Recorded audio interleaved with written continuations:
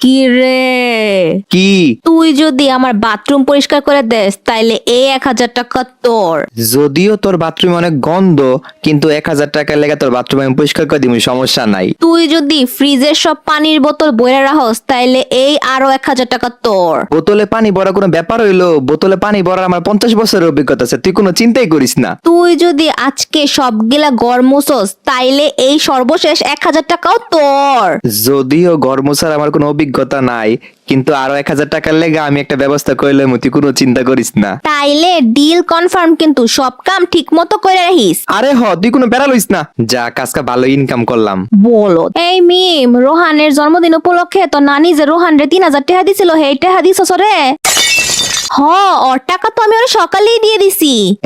তার মানে আমার টাকা আমারে দিল আর মাঝখানতে ফ্রিতে সব কাজ করাই নিল। কি আর বলবো গাইস, জন্মদিন উপলক্ষে প্লিজ তোমরা চ্যানেলটা সাবস্ক্রাইব করে ফেলো।